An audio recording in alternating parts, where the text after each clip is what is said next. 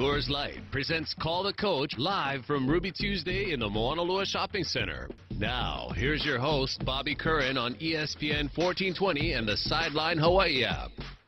Good evening and welcome to our final basketball Call the Coach at Ruby Tuesday's Mauna Loa. And Eran Ganot with me, coming off a home sweep. I think it was a series in which you were favored, but I worry about those games maybe as much as the ones when someone is an underdog, because there's a tendency. I had various people calling me and referring to both Riverside and Cal Poly as bottom feeders, and I said I don't like that expression. I think it disrespects opponents to say, I know, and I think you're on board with that. That's just something I just as soon avoid, because we've seen in this conference anybody, just about anybody. I mean, who would have said Riverside was going to beat UCSB by 14 points a week ago? Well, I think it's respect in the game. Obviously, I think it's league play. I think there's good. You've heard me talk about how much respect we have for the programs in our league, the coaches, the talent, and you see it every night in all league play. So I think, again, as a Cal Poly team that our recent game against them didn't go our way a year ago, and then a Riverside team that beat us at their place, that's really good offensively. So I'm proud of the way our guys locked in this week. Okay, let me get to what's upcoming, man. We can talk some more. We can go back on that. But I did want to get, because one of the most painful losses I think Hawaii's had this year was the Santa Barbara loss at home, where you were down. That's a great word for it, yes. You were down 30-26 at halftime. I kind of felt like, okay, the first 5 minutes, as always, are critical. And the first 5 minutes, unfortunately, were a disaster, and the following 15 weren't much better. You guys ended up losing 75-54. I know it got into everybody's craw, because you don't expect that to happen on your home court. No, I think, look, this journey's tough, the grind's tough, and that was a tough moment for us. I think experiences are really good for us, good and bad. Unfortunately, sometimes you're on the other end of it. And like I said, we said after the game, you got to give them credit. They were good. They're a good team. They're one of the better rebounding teams in our league. They're balanced. They have good offensive firepower. And they're very good defensively, and they basically imposed their will we kind of weathered a lot in the first half, and then they separated in the second half. And I think we're exposing some errors. I think we've made adjustments since then. Well, there's a couple of things that this team has been doing very well. In fact, I wanted to look over the score sheet. I had this because I couldn't remember. I thought you guys had managed to stay 5 games at under. But I think, no, unfortunately, am I wrong? I don't know. I thought it was 1, 2, 3, 4. I'm going back to this. Oh, I see what happened. You guys had 11 in the 5th game. Which is still It's still really good. But I've been saying 5, and I saw Steven Tsai, who's here tonight, correctly had it at 4 straight. Steven, good job, bud. But I think right now you are averaging for 5 games less than 10, which is still. I mean, that doesn't happen very often. No, it's a big part of our success, obviously, recently, and will be moving forward. And I think, like you said, even the one where it wasn't 9, it was 11. Probably one of the few good things we did in that Santa Barbara game. But it's something we've taken ownership of, obviously, and I think it travels with you, not just defense and rebounding, but taking care of the ball. And I think we need that moving forward. And, look, Drew and Brock at rebounds, everybody starts with their bigs. Guards is everybody starts with your guards, and right now Drew and Brock at the point guard play are going 3-to-1 assist-to-error ratio in the league, which is phenomenal. Well, if they end up with that 3-to-1, they will be the tops in the league. Yeah, and Drew and they're doing it with getting a lot of assists. I mean, I think Drew is 77 assists to 20 turnovers in the league, which is unbelievable. It's almost 4-to-1. And he's the leading assist guy in the league, and then Brock's 35 assists, 15 turnovers. So the combination of those two, our bigs have done a good job. Look, collectively we've done a good job. Like I said, we need that moving forward. Okay, in the one area, and because you talk about this all the time, in addition to defense, the rebounding is huge. It took you guys a little while in your last game to get ahead. You finally did, but you got ahead, and it was, I think, ended up being plus 13. Which is great. Again, Riverside was coming in, I think, as the number 2 or 3 rebound team in our league. So, and again, Santa Barbara is plus 6 or close to plus 7 on the year. So, I think the theme this week was to get back to defending rebound. We've got a lot of confidence in our offense, the way we share the ball, the way we take care of it, the way we shoot the ball. But we weren't going to create much separation if we didn't defend and rebound. This week we did a good job defensively and won both games on the boards. Well, I think when you look back to Santa Barbara, that was a game where you got hit pretty good on the backboards. So definitely. They beat us 9. Yeah, and that's when you're minus. Was it 9? 9. Yep, and that's tough. When you're minus 9 on rebounds, you have to be really superior on turnovers, and you were dead even with them on turnovers. No, look, they did a good job stifling us offensively. We hadn't seen that to that extent. I think it frustrated us. I remember saying after the game we got hit in the mouth, and usually we bounce back. And that game we didn't, and we were a little out of sorts. And you live and learn. And I think we went back to work and had a couple good weeks. Well, let's talk about one of the priorities again, because I know I can give the speech at this point. Defense, rebound, take care of the ball. But in terms of the specifics for UCSB, who are the people that hurt you? What are your priorities outside of those 3 main things with this team? Look, there's a reason they've been really good this year. I think they're like we talk about having balance. They have an inside-out attack, and they have a lot of firepower. Obviously, Heidegger, who was a 20-game scorer a year ago, has battled some injuries, and he's working his way back. And as you see that, he's become a threat again. So you add that with, and then Amadou Sow, the freshman, had 20 on us. So Heidegger, those two had 40 between them. And usually maybe you can have some other guys. Where does your help come off of? But they have, McLaughlin, Ramsey in terms of their guard play, Armand Davis, the grad transfer from Alabama. So they pose some threats. And so at the end of the day, we got to do a better job point of attack. We got to do a really good job in transition because they can really attack you there. And I think we can make them work a little better on the other end. Okay, Santa Barbara, by the way, I mean, after they wallop you guys, they go and beat CSUN at home by 6. Since then, though, they've lost 3 straight. Like I said, it's what we just talked about. It's league play. I mean, Davis was supposedly down, but I think anybody in our league, all the coaches knew Davis was a good team. They returned all their stars. They returned 4 of their starters, the player of the year, so it was a matter of time, and they're clicking right now. They've won 5 in a row. Irvine's obviously been off to a great start, and then Riverside, the danger with the way they can shoot the ball, and they shot it really well against them like they did against us when we played them earlier. In your mind, is it fair to say that probably the regular season at this point belongs to Irvine? I don't see. No. Well, you don't get to play them again. No, look. Who are you going to count on to beat them? Well, I don't know. Bring them back to the field. At the end of the day, they're in great position, and they're 10-1. Right, they're in a great position, but your mindset has to be, hey, we got to keep doing what we're going to do. You never know. We can make it interesting. Well, sure. I wish we could. You can only control yourselves. If you played them again, I'd feel differently. Right. Look, until it's mathematically out, we're going to keep it rolling. Okay. And right now, you guys are alone in 3rd place at 7-4 in conference. Irvine on the top at 10-1. And Cal State Fullerton 8-3. You beat them in the opener. You'll have them for the final regular season game. We talk about matchups. Like, I didn't feel that UCSB was particularly a good matchup for you guys. They're pretty bouncy. But I think Irvine is a better matchup. And I think Fullerton is better yet because their problem, if you want to call it that, is with their bigs. Well, and I think, look, you got to give Fullerton credit. They came in here to start the year, then they went to Irvine, I believe, or played Irvine at home, and they've won 8 of 9 since then. So they are right there in terms of the last 9 games, right there with Irvine in terms of the hottest teams in our league. So I think, look, we got a really tough finish, and not many teams. I don't think any in our league will have 5 games left and 1 at home, 4 on the road. So we've got to have a great mentality going into that. Okay, I did want to be going to be having to take a break in a couple of minutes. But I do like to point out, we get people here. I mentioned Stephen Sy. Stephen, give the papal wave, please. There you go. Oh, that was good. That was very papal. Of course, the Pope is like 80. So that wave, they didn't get above his head. And then the associate head coach, Adam Jacobson, and his family are here. There you go. He does the wave. There you are. Really, he's got it really down. That's actually a South American dictator wave. That was really good. We have 11 minutes. Oh, come on. We're all grown-ups here. Let's relax. I want to talk about the travel a little bit because I do think this is the one that you have to make decisions. But pretty much it's basically this. It's fly to, for every other trip, it's fly to LA and drive. You have to make a decision on this one because you're going Santa Barbara, which is a couple hours north of LA. At least it is a couple hours away what time I get in. You guys go daytime.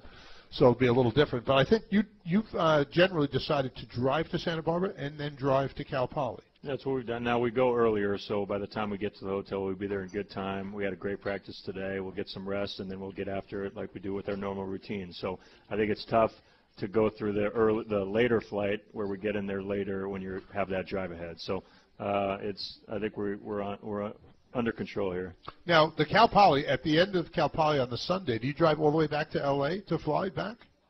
On Sunday in the morning we drive back, and then we fly back. That's a tough one. Well, it's been fine. Last year we had the 10-hour delay, so we had that makes it crazy. It was brutal because we ended up having I think it was Super Bowl Sunday, so we got there. It was a 10-hour delay, and then we actually had to play that Wednesday. So, this time when we come back from this trip, we actually don't play till the following Saturday on senior night. Okay, I don't know if there's been any. I wanted to get to this because the women and the men do the postseason, the conference tournament differently. Mm-hmm. They do a double bye thing for 1 and 2, single bye for 3 and 4, and then the first round is just 5 versus 8, 6 versus 7, and the winners then play 3 and 4. A lot of conferences do that. Not the men in the Big West. It's strictly 1-8, 2-7 right down the line. And I think they reseed after each round. And has that been a point of discussion with the coaches? Is there any impetus to change it to the other? I would think the front runners might prefer the double bye situation. Yeah, or a single bye or whatever. I think there's been talk about it. I think there's been talk about all 9 teams being invited as well. I mean, I've only been in 2 leagues, well, actually 3 with the WAC when I was first at Hawaii. But the WCC does the single byes for the top 4, the double byes for the top 2. I don't know if they still do that now, but I think it's good to reward performance, obviously, in conference play. And I'm guessing when they add more teams to the conference, which is around the corner, right? Because Cal State Bakersfield's coming in, and there's another one too. UC San Diego. UC San Diego's coming in, so and it's going to be a 20-game slate at that point. Okay, and when that's 11 teams, I don't. Are you going to still leave one out, or then have buys? I don't know how exactly they plan to do that. I think that's the talk right now, and obviously it always hits quicker than you think. We're 2 years away. Okay, we got to take a quick time now. We got lots of time. If you have questions, comments, the coach is here for it. We are at Ruby Tuesdays, and this is Call the Coach. Back to Call the Coach, brought to you in part by No Foods of Hawaii and the HGEA on ESPN 1420. Here we go!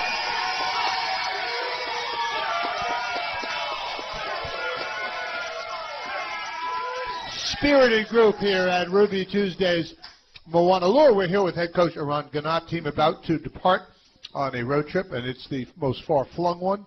Although I guess you could make a case that the UC Davis one, because that's the only one in sort of up north. And you fly, yeah. In California, that's a fly one.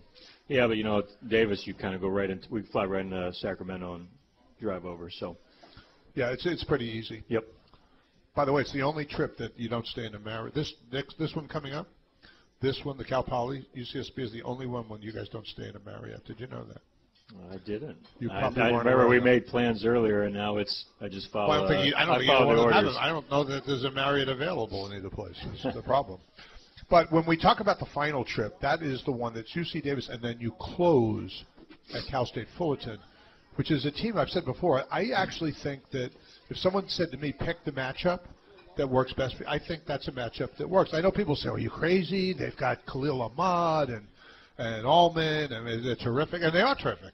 But their front court is not equal to their back court. Well, they're playing well of late. Obviously, Jackson Rowe is starting to be more aggressive. And look, we play at Davis on their senior night, and then go to Fullerton for their senior night. Fullerton actually doesn't play that week. So, like I said, 5 games, 1 home, 4 on the road, and something like that. So.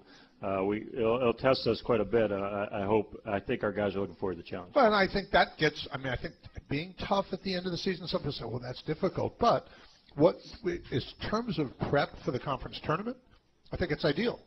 Yeah, and like the whole wow, that's tough, and this travel and all that. I think you've known from day one with our program. We flip it the other way. What a great opportunity! What a great challenge! And this is what we live for. So, looking forward to it for sure. Okay, I thought Amadou Sow was a huge problem for you guys against UCSB. What's the approach this time? Well, I think at point of attack, one-on-one, we got to do a better job on him. He's actually one of the stronger guys in our league with great quickness and explosiveness. So the combination of those things and the shooting around him where you can't really help at times. So we got to do a better job point of attack, making it uncomfortable for him, and then giving him different looks with different guys, sometimes moving our support there as well. So I think he got way too comfortable, and a guy like that will make you pay, and he did. I wanted to get to the young bigs because certainly Dawson Carper has seemingly had a sort of a breakthrough because he's playing a lot, and he's getting really good at when he gets a guy down on the block, he goes up and goes for it. He's not shy. He's not messing around. No, and he's he's 18. I mean, he's still 18. You forget that because he's huge, big. And I think we're really excited about all our young bigs. Bigs they're tough. It's hard for freshmen. It's hardest for freshman bigs, and they have had experiences, good and bad, all of them. And but those opportunities and those reps at this age will help, and we've always said it'll help long term. And sometimes this year, and it has with a guy like Dawson, the other guys will continue to get their cracks and be ready to roll. But they've helped us of late for sure. And then the other thing is they get to go against each other every day. So, it's one thing when you have 1 6'11" guy and he's going against smaller guys. We got 3 of them that get to go against each other every day and make each other better, and they have great attitudes, and we're looking forward to their continued growth. Well, it doesn't seem like Mate has played quite as many minutes, but every once in a while you see a guy really be what he is, and I thought when he beat in the last game, he beat somebody down the floor, and he ends up getting a lap. He's fouled. There's a three-point play opportunity. And I thought, boy, that really showed the value of a big guy who will get up and down. He's elite there. I mean, he's one of the best mile times we've ever had, let alone definitely the best I've ever seen from his position, but one of the best we've had, period. And we've had some good ones there. And he's elite running the floor. And the rest of his game will catch up, and he'll work because he is a good worker. They're all great workers. That's why we're so excited about them because, like I said, freshmen come along a little differently, especially inside, but their future is bright. Let me talk a little bit about Samuda Avea, or actually ask you to talk about him, because he at times looks like he can almost, for minutes, a couple of minutes, he can sort of start to take over a game. Yet it's not all the time. Just a matter of growth and consistency? I think so, and I think, look, at the end of the day, you've heard us say this all the time. Our expectation is that they get better.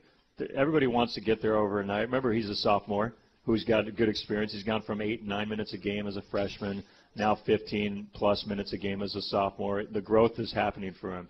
He came in fairly raw, great athlete. Now he's starting to shoot the ball well, and he puts as much time as anybody, if not more than anybody, in the gym. And so I really like what he can do. He's played the 3 and the 4 spot for us. At times you'll see him back up Jack, and all of a sudden he'll be at the wing. He'll come in and make big plays that he always does with his hustle on the boards. He's underrated on the block. So when you combine those two things where he was good at, where he's getting better at, and his shooting improvement, I think this is a guy whose trajectory is up, and we're happy to have him.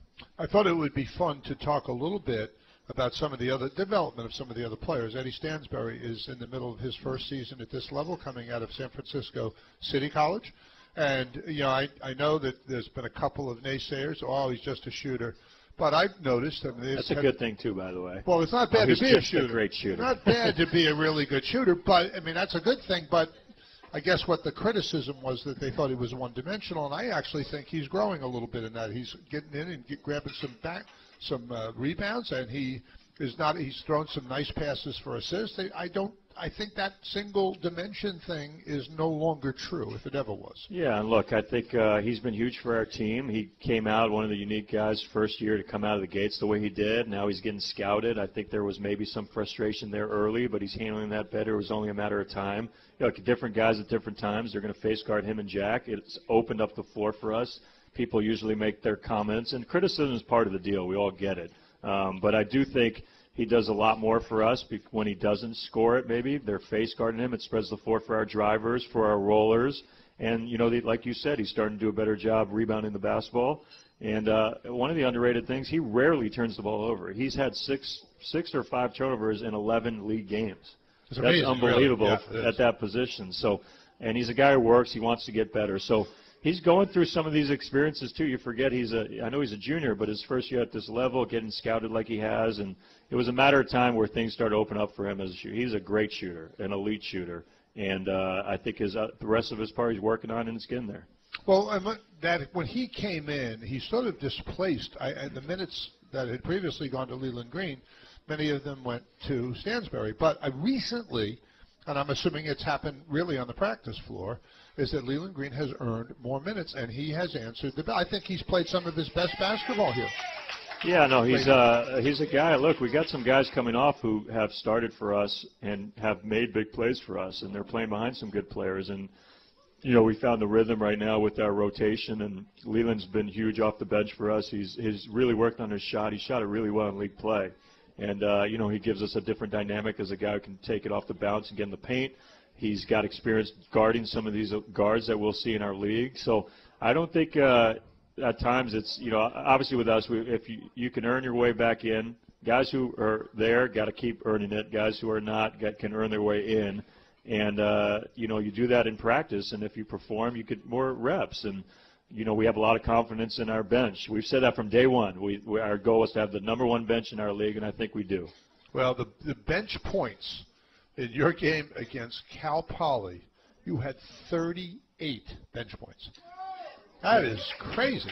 No, what's funny is I've been asked. There's probably been several games we've had 20 to 30 off the bench, and we had Brock's come off the bench for us. You had Sharif come off the bench for us. You've had Dawson, like we said, the lift he's come bringing, and Leland of late. So I think we got to continue to stay healthy because our depth is there. Obviously, if we continue to stay healthy, and we've we joked before the last game. There's a matter of time where they're all clicking at the same time. I think that's what you saw the other day, especially offensively. Okay, and then a couple guys that we haven't yet talked about because we don't see them much. They're still at the sort of stage where their development isn't leading to a lot of minutes, but when you see a guy like Justin Hemsley come into the court, knock down a three the other day, some of these guys are kind of fun to watch off the bench, and people will probably wonder, well, what's the ceiling on those guys?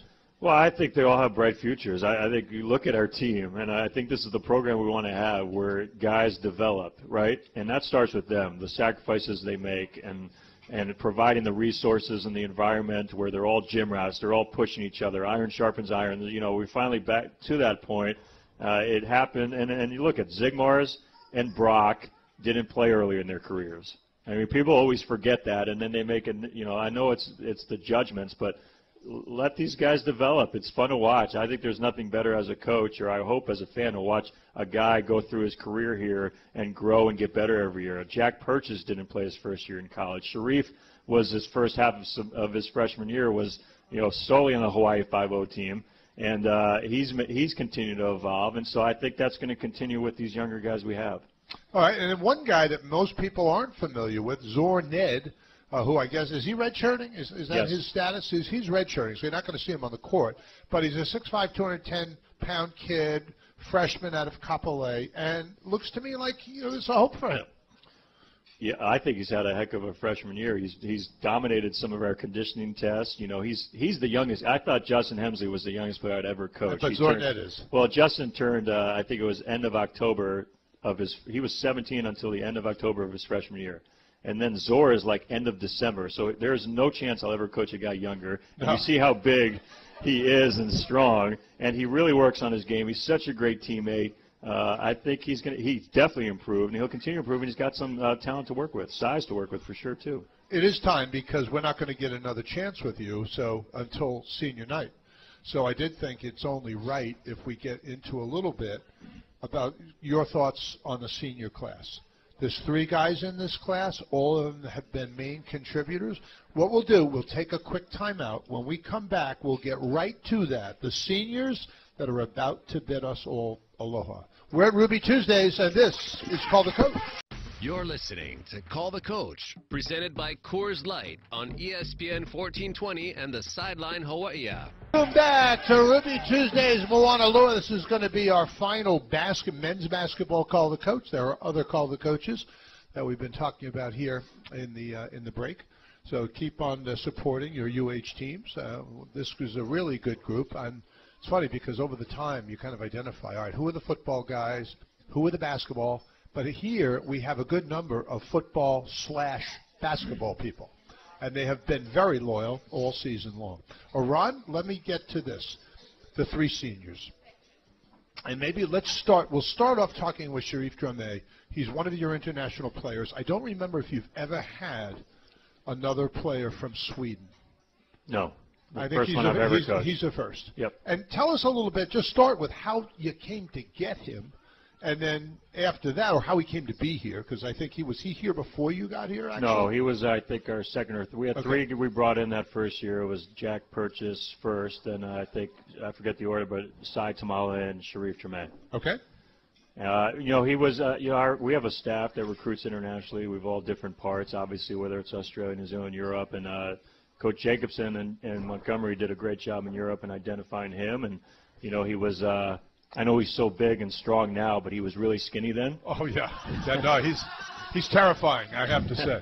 No, but so he was kind of, remember we got here at April and we had kind of uncertainty with scholarship situations and all that. So really pleased and fortunate with the 3 we were able to bring in. And so Sharif, he came in, and obviously his start was, freshman, obviously playing behind some good guys. But don't forget, he ended up playing about 10 to 15 minutes a game the rest of that first year on that NCAA tournament team, and made some of his biggest plays, obviously, in the conference tournament and the NCAA tournament. He has been sort of a mercurial type. He likes to play to the crowd a little bit. That seems to drive some people, particularly opponents, absolutely crazy. I don't know how it goes over with the staff at all times. I suppose when it's under control, it's fine. But there have been times where I've thought, maybe a little bit of a distraction. Well, I love our guys, and I love his energy, and I love that's what I gravitate towards. Is not the part where there's no question there's no one who's aged me more in coaching than Sharif. But he's a great teammate. He supports his guys. He's incredibly vocal. He's a terrific competitor. His energy is outstanding, and so those are.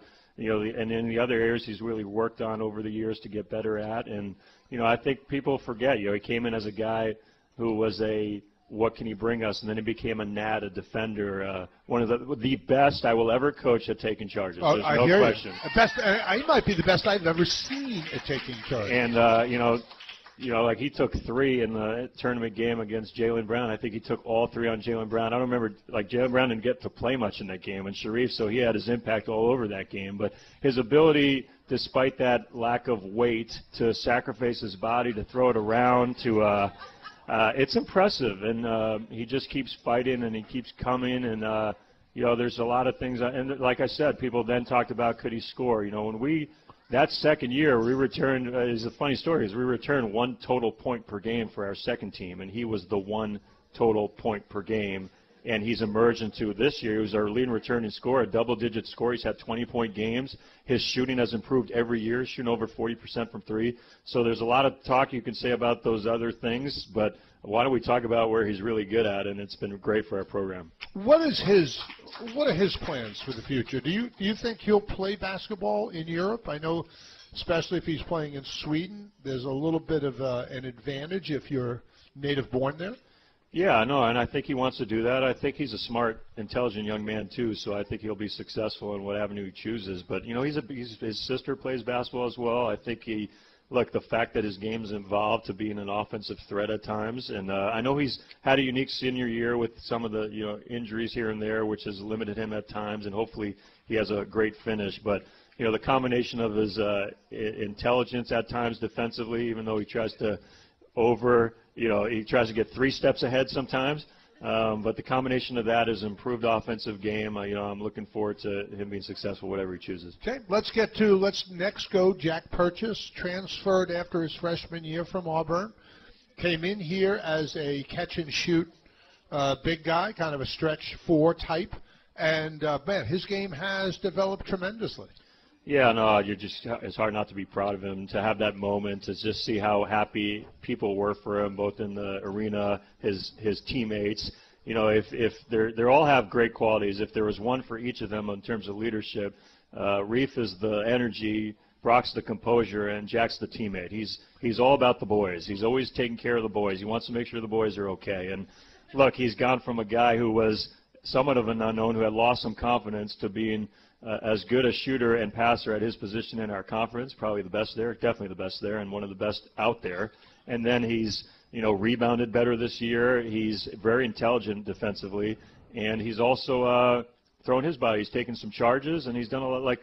If people talk about our shooting and passing, how we share with the ball, that starts with him, and it's contagious, but it started with him. Well, the other thing is his improvement as a rebounder has been dramatic in the time he's been. He used to get an occasional rebound by accident, and now he is, you see him sometimes moving 8-10 feet quickly to go grab one. And if they took him off the 3 and they took away his pass, then maybe there weren't some other things for him. But you got to give him credit. The guy's continue to evolve and improve, and he's become hard cover because he's now putting the ball off the bounce and making plays. He's such a great passer off the catch. But he's a tough cover. I mean, people talk about the game the other night, but then Cal Poly struggled. But Cal Poly was face guarding him, and there's a reason our rolls were open and our drivers were open. And so he's just got to continue to stay positive when teams are face guarding him. But I don't know many people. We're talking about 11-game slate, and most of this year he's shooting 55 from the field, 48 from 3, and 80 from the line. That's incredible. The other thing about him is I never really see him the way some shooters, if they haven't taken a shot in 7 or 8 minutes, they are dying to get one up regardless of how good a shot it is. He doesn't do that. He doesn't force them. Like I said, he's unselfish. That's the hardest thing to guard is our willingness to pass up okay shots for great shots. And like I said, his efficiency numbers across the board are phenomenal. And, I just think he loves to pass, as you know, and he can find the open man in different areas. His size gives him that advantage as well. So he's just been fun to watch. We're fortunate to have him, and I think, like I said, people should enjoy watching him here on out. Well, then our next guy, when the old expression that good things come in small packages, man, is that true about Brock Steptoe. Oh, he's got such a big heart, and, we talked about he's such a great story, but he's continuing to write chapters to that story, and, Sharif we brought in, and obviously Jack, and then, Brock didn't play. And as you know, when we practice, if the guys, I don't care if there's a walk-on, he's out playing the guys ahead of him, he will play. And he's been great to make us look good for rewarding him with that. But that starts with him. He earned the right to play. Then he performed. He earned the right to play more. Then he performed. He earned the right to start. And he's been really difficult to keep out of there. He's late clock Brock for a reason. He makes big plays late for us. He's doing it again this year. He's shooting 40% from 3. He shot 50. He was one of the few 50, 40, 80 guys in the country last year. And I just think, like I said, he's the composure on our team. He's steady. He's consistent. He's reliable. He's our captain. And we're very thankful every day that when we came here, he was here. Fabulous. He really has been. He also has become, he said, I heard a conversation with him, he always had the floater, that little floating shot he puts up. But he has become so good on the drives at manipulating his way through traffic to get something off the glass. He has an uncanny ability. Sometimes under, sometimes he's really wide with his right hand. Whatever it takes, he finds a way. And sometimes you look, and I think, what are the coaches thinking? I got 3 6'8" guys here, and this 5'8" Nat is going right through them to score. It's got to drive people crazy. Yeah, I see them looking at their staff and at the bench like, what is going on? But, it's funny because those are really tough shots, and we're kind of surprised when he doesn't make those runners in the lane. It's almost an automatic play for him.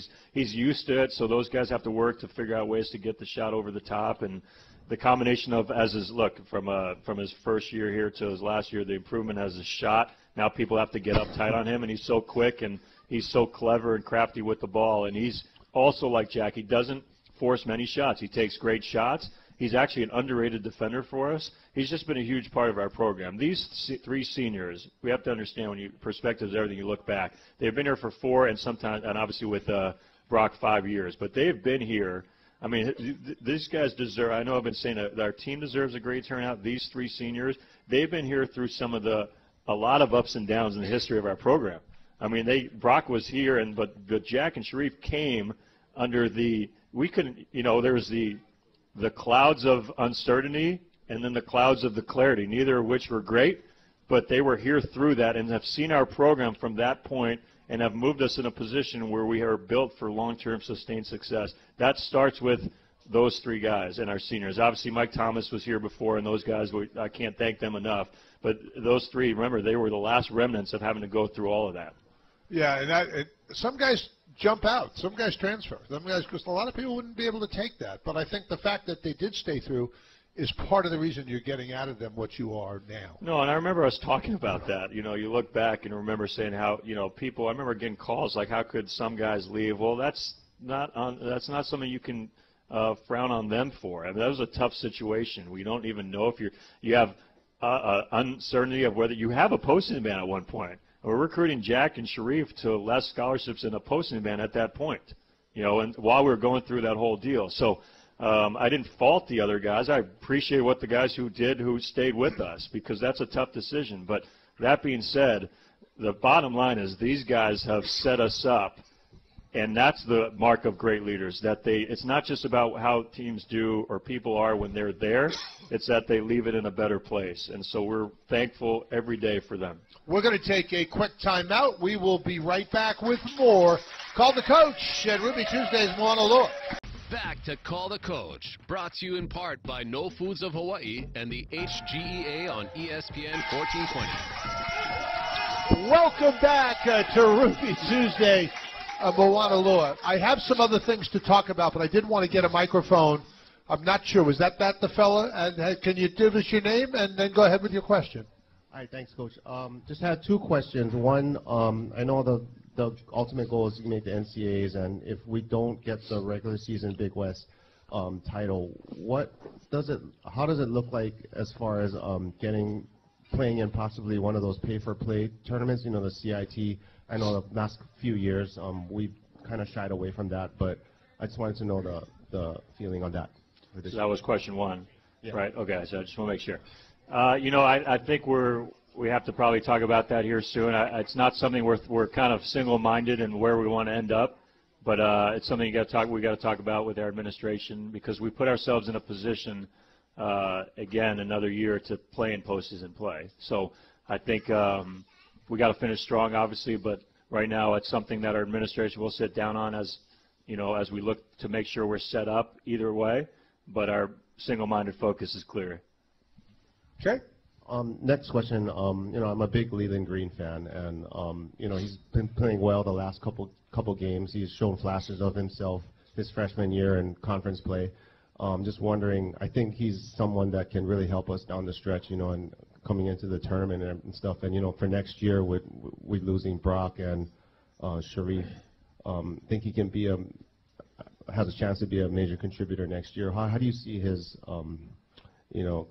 development moving forward? Yeah, no, I think he's given us a lift, obviously, in some of these games recently, and we have so many. It's a good problem we have, and that's probably what we talk about a lot with our team. Everybody's got to be ready to go. Easy to say, hard to do, but you got to do it if we want to be good. There's good players sitting behind some good players, and I think Leland Green has had a unique season, obviously coming back from an injury, and you could see it all coming together for him again, and that's why we're trying to, as you could tell, made a focus to kind of give him some of these cracks in every first half and kind of see how we can build off it, and he's done a good job with that. He's practiced well, and he's really shot the ball well, and it's really helped us. Obviously, the Irvine game and the last two games is something that hopefully he and we can continue to build off. But we know the potential's there, and I think the combination of pressing a little bit last year, getting scouted like other teams do, and then having a unique offseason for him. But it's nice to see things come together again for him, because it's really helped, obviously, him and for us. Okay. Your second question? That was good. Good. Sir, your name is? Mark Hi, Rosner from Long Island. There you go. I'm not going to tell you anything you don't know. I don't know a lot. But. No, you know a lot. The Denver Nuggets, because they play in Denver, Mile High City, everybody goes there, they're going to be out of breath. They can't breathe. I used to live there. So they designed a team that ran fast. So in the first half, the other team was dragging their butts, and they'd be up, at least halfway through the game. It was an advantage. I would like to see, we're not going to get guys like Zion out here in the big town, but we get great athletes. I would like to see a little more fast pace. Run them down. Every team that comes here is going to travel at least 6 hours, if not 8 or 9 or whatever, and we're going to have the advantage on them. We can be in better shape. I would like to design the game plan to be more fast break, more transition, more full court press when you're not expecting it. So you liked our last game. Right, exactly. And just a faster pace. Wear them down. Wear them down. Full court press, transition, fast break, and take advantage of our location. And if our guys are in better shape, training, we'll be in better shape to go to the mainland. Right. So what do you think? I agree. No, I think that's something we've been working towards. I think this is the best year we've been offensively. It's the best year we've been in transition, and you've seen that. And actually, you're trying to have bigs who can run the floor. We got, when we have dynamic guard play, so things are starting to come together. It's something we've been working towards. It's something we talk about all the time. Run them off the court at home or on the road. When you have the guard play like we have, You got Sharif and Eddie running to the corners, and then our bigs who, like we said, can run the floor a little better. It creates things. You got to have shooting. Okay, everything's become, and now you see some of that because we were working towards. This is the best shooting, one of the better shooting teams our program's had, and so that's why the transition game's back. Drew Buggs really pushes it. So I think the combination of the focus point, the conditioning, it's going in the right direction. But we're with you. Believe me, I like watching that a lot more too. Yeah, it's fun to watch. Let's get to this. We talked about the seniors, but there's another player on this team who maybe looks like a senior as much as anyone I've ever seen for a sophomore, Drew Buggs. I mean, he is so advanced. I know he redshirted because he came here and he was injured, and so he didn't play 1 year, so he's actually a third-year sophomore. But, man, he looks for all the world like a senior when he plays. I don't know if he's going to be an all-conference, but I think he should be under consideration. Well, when you combine how he fills the box score and then his defensive assignments he has every night, I just think he's moving into that category. I think he has a chance to be, and he's shown already glimpses of the special player he can be. But he's the head of the snake in a lot of areas. He's vocal, he's very intelligent, and he can get a lot better. And that's a good thing because he's really good right now. So I think he's probably he's off to, he's averaging, he's leading the league in assists as a sophomore. He gets 3 or 4 or 5 rebounds a game. He gets a couple steals, and he gets to the line. He is, Jack Purchase and Drew Buggs are definitely elite passers and the best passers at their position in our league. Which is a great thing to have. One of the things about Drew Buggs also, the physical strength. He has tremendous upper body strength. I would say the only one that I can recall recently that was a point that was that kind of strong was probably Rod Bobbitt, and he was a senior then. Yes. I mean, this is a sophomore who's able to post guys up and hold them off when he's even driving for a layup. You can see other guys get pushed. Drew Buggs does the pushing. He's the pusher, not the pushy. He's a power guard, power point guard. And it's a good thing. I mean, when we've had guys who maybe bigs that we could put on the perimeter and post our guards sometimes, it's pretty fun to see. And Drew's a facilitator there. He can score on the block. If they doubled him like the other day, he can find the open man from any angle on the floor. It's fun to watch because he'll zip the balls cross court, throw it over his head, and read the defense. And that's what you want to see. You want to see you got a sophomore point guard, and the point guard play and ball screen play and shooting has changed the game. And he has seen and now is able to read any type of coverage and make the right decision. And that's fun to watch. And just to see him grow in that role, a lot of work is talked about when guys go in the gym, put extra work, and he puts a lot in the film room too. Tell me a little bit about this, because when you guys come down, and like most programs, it seemingly are basically calling every offensive set all game long.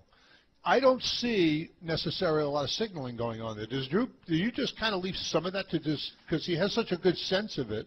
Do you entrust him with some of that? Well, we prep a lot on the front end, and then Coach Jacobson does a great job running our offense, and you can give him a hand. He's over there. I know he wants another applause.